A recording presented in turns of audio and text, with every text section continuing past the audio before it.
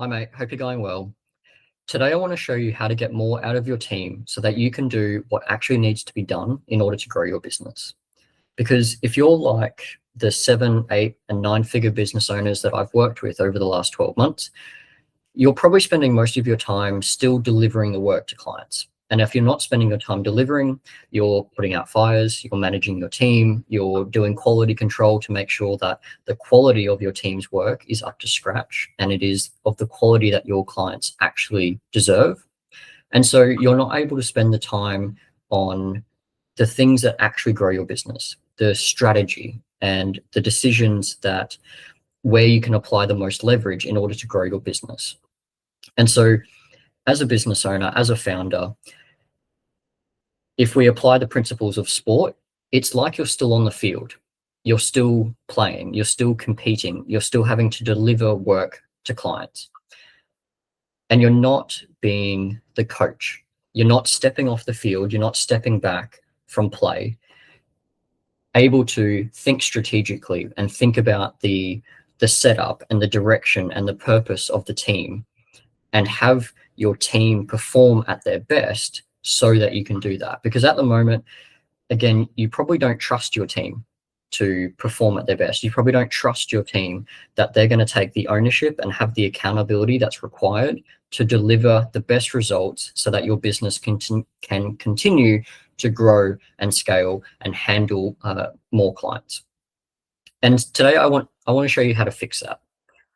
If we haven't met before, my name is Alec Rasmussen. You can call me Raz. I'm an ex-professional athlete, and for the last 12 months, I've been working with consulting firms, real estate firms, and business owners doing anywhere from 7 figures, 8 figures, 9 figures to help them apply the principles of sport.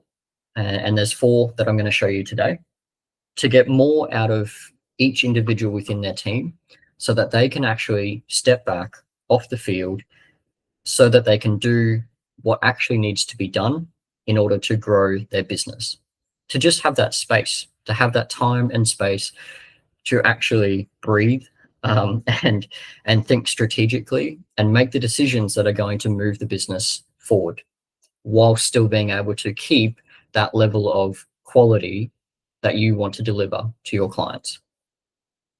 So I want to show you the 4 things that make a championship winning team in sport and how this applies to you and your business. So the first thing that we want to think about and go through, and there's really 2 sides. There's the reason why your team isn't performing at their best, and then how we fix that in order to achieve what we're going to talk about, the areas that we're going to talk about, and how that makes a difference. So the first thing is clarity. What I have found coming from sport to businesses is there is a distinct lack of clarity. Not just clarity in terms of the mission and where you're trying to go or what you're trying to achieve, but there's also a distinct lack of clarity over the expectations.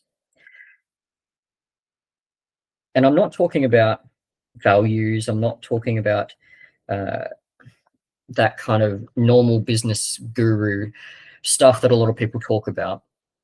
I'm talking about what does world-class performance actually look like within your business? What are the standards that people need to hold themselves to? And what are the metrics that you would measure that on? Because one of the biggest breakthroughs that I found works with businesses, and I've set up an entire system around this, is having performance metrics. Now, if you don't have performance metrics in your business, your people don't know what world-class looks like. They don't know what their expectations are, and they don't have the clarity around the mission and the expectations around their performance. And what this means is you are having to either do the work yourself to deliver the quality to your clients, or you're having to constantly check their work, edit their work, and act as that quality control person, and you're constantly putting out fires and trying to bring the team back up to standard. The next thing is alignment. So once you have the mission in place, and um, what I one thing that's a little bit different is I actually talk about the destination, because it's not just about continuous growth. It is actually, where do you wish to arrive in terms of how big do you want your company to get? Because it's not as simple as just, oh, I want to grow forever. You have to think about the lifestyle that you want to live and the business that you want to create and the impact that you want to have. What does the revenue look like? What does the profit look like? What does the team size look like? What involvement do you want to have? Do you want to work 20 hours a week, or do you want to work 50 hours a week but on something that really matters to you? It's different for every business owner, but understanding that destination that you want to get to creates that clarity around what you need to do in order to set up the business in the right way. Once you have that in place, it then comes down to alignment. And alignment in terms of every team member understands exactly how their performance directly impacts the success or failure of the business. This alignment creates the self-motivation that allows you to step back off the field and have your team take ownership. Because when they're aligned and when they can see how their performance directly impacts the success of the business, and they can see that alignment, they instantly become self-motivated. You're no longer having to chase them to meet deadlines. You're no longer having to motivate them and get them excited about the mission and the work that's involved. That is what alignment does. In championship winning teams, the alignment is pretty straightforward, because in a sporting context, once you have it clear, the team's expectations and the team's standards and the goal that you're trying to achieve, in a sports scenario, it's pretty straightforward that everyone's performance directly impacts the winning or the losing, the success or the failure.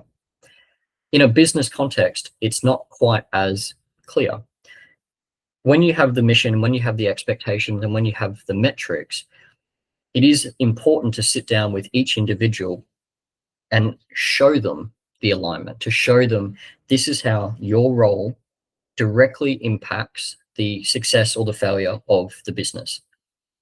And in companies such as consulting firms or real estate firms, insurance brokers, even car dealerships, companies where the employees are normally on commission, or there's some sort of financial incentive, it's a lot easier, because you can show exactly how, if you make more sales, if you do a better job of delivering or presenting to clients, you're going to make more money for the business and therefore for you as well. And so there's that top-down alignment.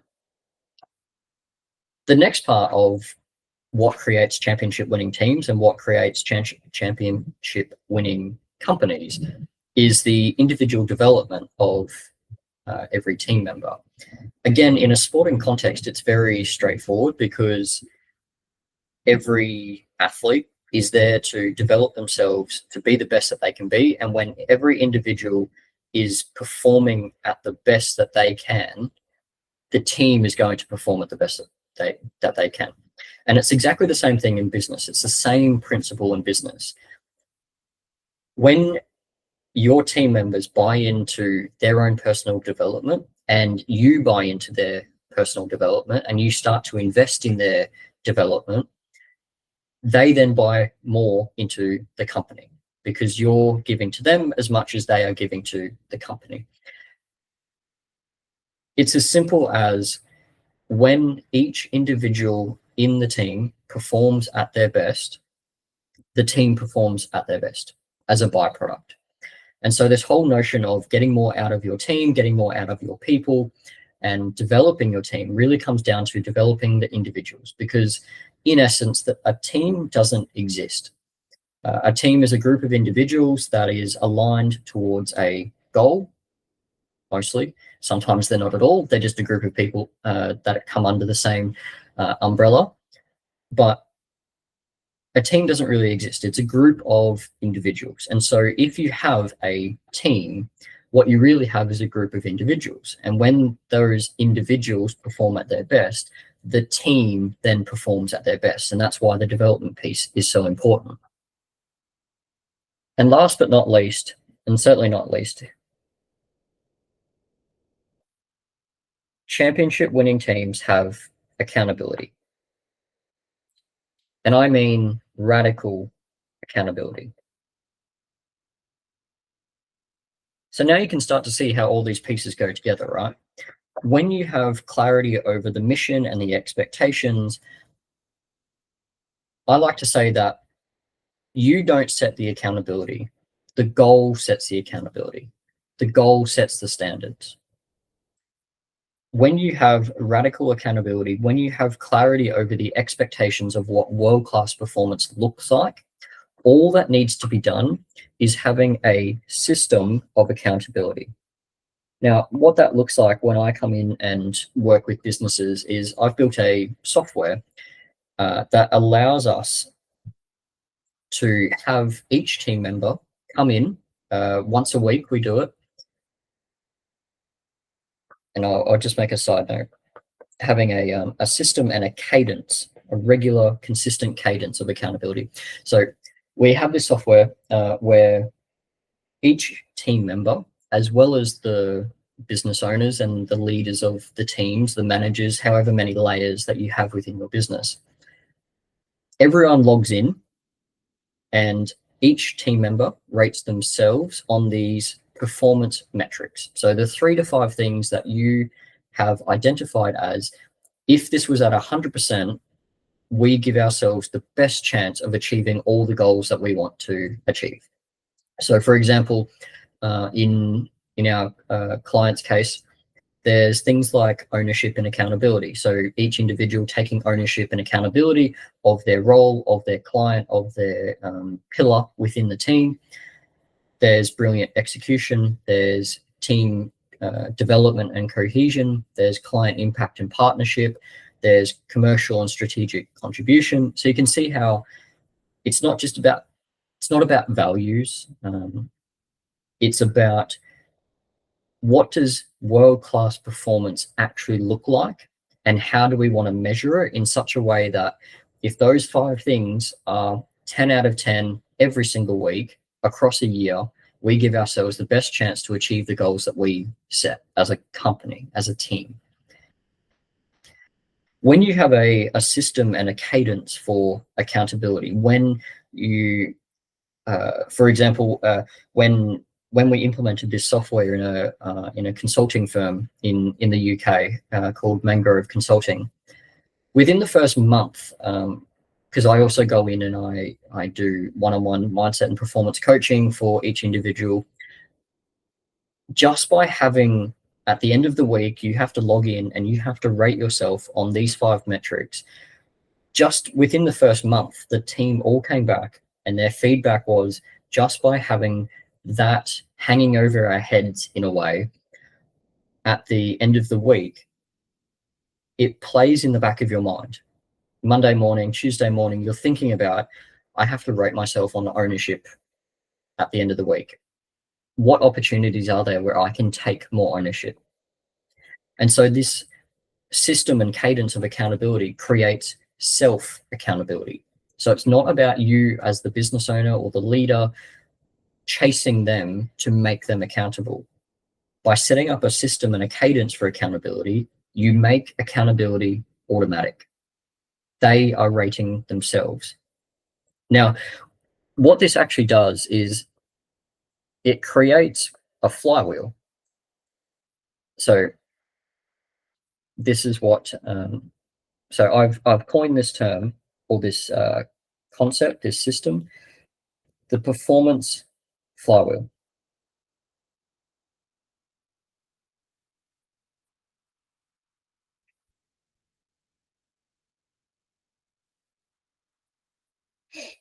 Because what you'll see is, when you first set the clarity of the expectations, the metrics that you're going to track, the mission and the destination that you're trying to get to, and then you show each individual within the team how their role directly impacts the success or failure of that. And then people start to buy into their individual development because they see how their individual development and performance directly impacts the business. And you have that system and cadence of accountability.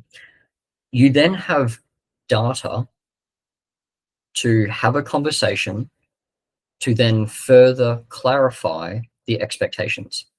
So at a quarterly review, instead of just saying, how do you think you've done? This is how I think you've done.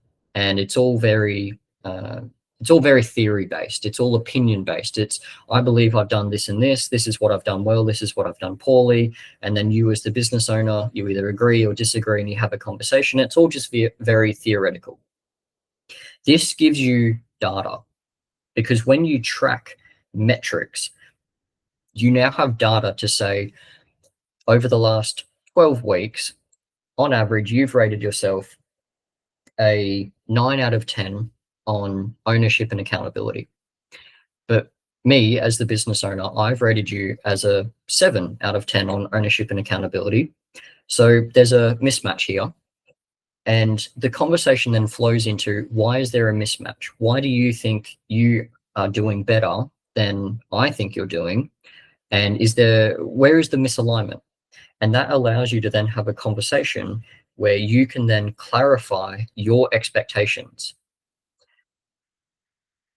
You then further clarify your expectations. You then get further alignment. You then have further development because they are then trying to perform better to then have more closely aligned metrics between your scores and their scores.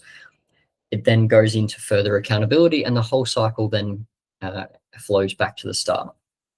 And you get this flywheel compounding effect where with more clarity of expectations, greater alignment, greater individual development, greater team performance, greater accountability within the team, you then have greater clarity of expectations. And so you can see how these 4 things create a championship winning team, and they create compounding results. They create compounding performance.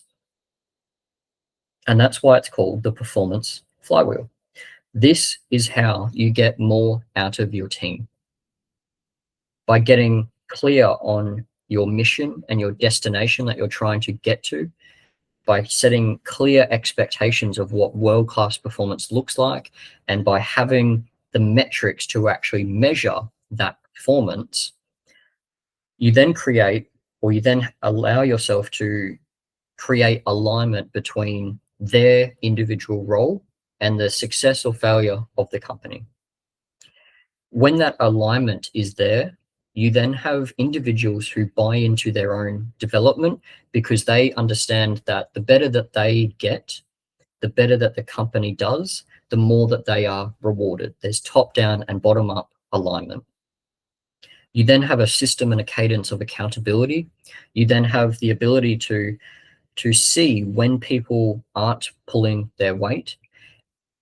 And not only that, but each individual team member also rates themselves. They get to see, this week, I haven't had the ownership and accountability that I need to have. I'm only a 5 or 6 out of 10. You don't need to say anything.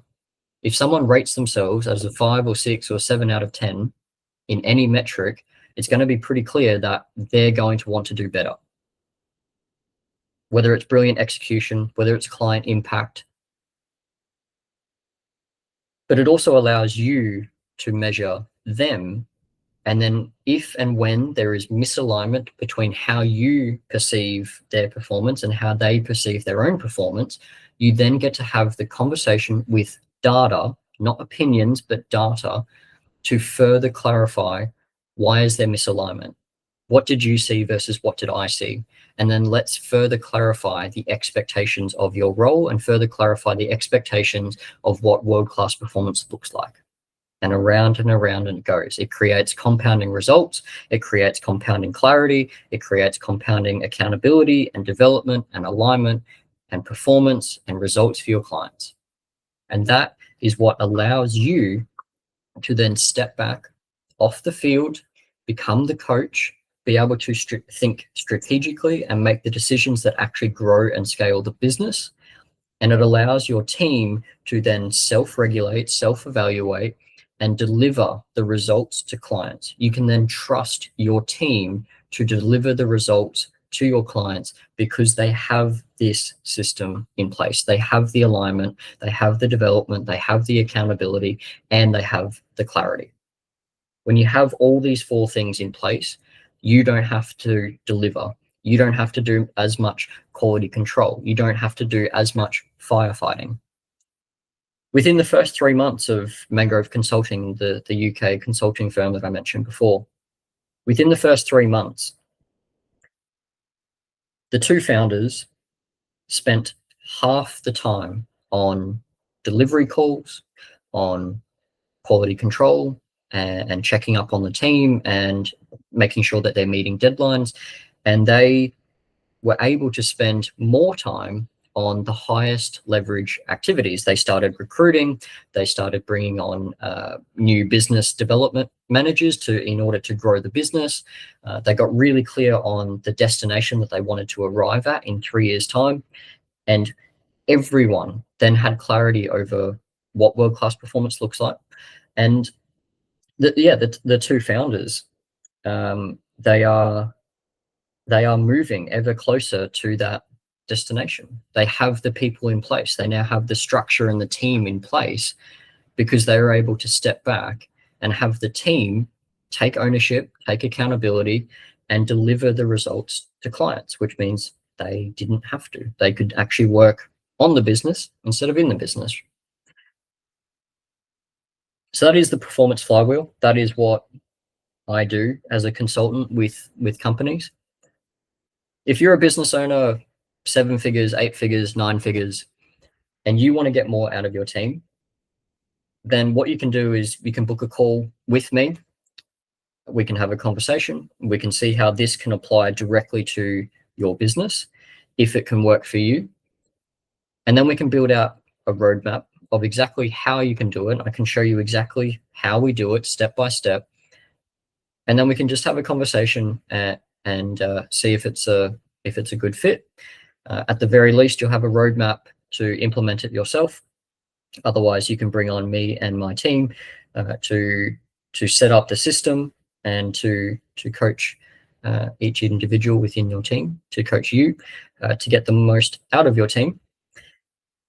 So yes, if you want to do that, then you can book a call below. Otherwise, I wish you all the best. Have a great rest of your day, and I'll talk to you again soon.